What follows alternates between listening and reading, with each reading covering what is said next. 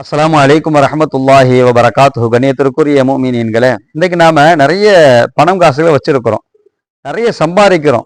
ஆனா அதுல பரக்கத் இல்லை என்பதுதான் நிறைய பேருடைய பதிலா இருக்குது. அது பரக்கத்தாக அமைய பெறுவதற்கு ஸல்லல்லாஹு அலைஹி வஸல்லம் ஒரு வழியை சொல்றாங்க.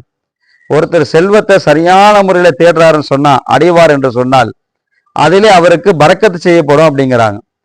தவறான வழிகளில், மார்க்கம் அனுமதிக்காத வழிகளில் தன்னுடைய செல்வத்தை அவர் தேடுவார் என்று சொன்னால் நிறைய சாப்பிட்டு வயிறு நிரம்பாதவனை போன்று அப்படிங்கிறாங்க ஸல்லல்லாஹு அலைஹி வஸல்லம். பெருமக்கள், இந்த செல்வத்தை தேடுவதற்கான மிக முக்கியமான வழி என்ன அப்படின்னா, மிக முக்கியமான விஷயம் சம்பாதிக்கிறது. சம்பாதிச்சாதான் என்ன செய்ய முடியும்? செல்வத்தை சேர்க்க முடியும்.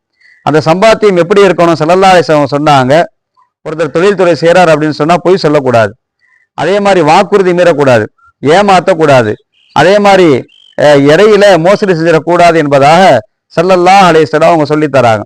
இப்படிப்பட்ட வியாபாரம் செய்யக்கூடியவர்களுக்கு அல்லாஹ் பரக்கத் செய்வாங்கிறாங்க ஸல்லல்லாஹு அலைஹி வஸல்லம்.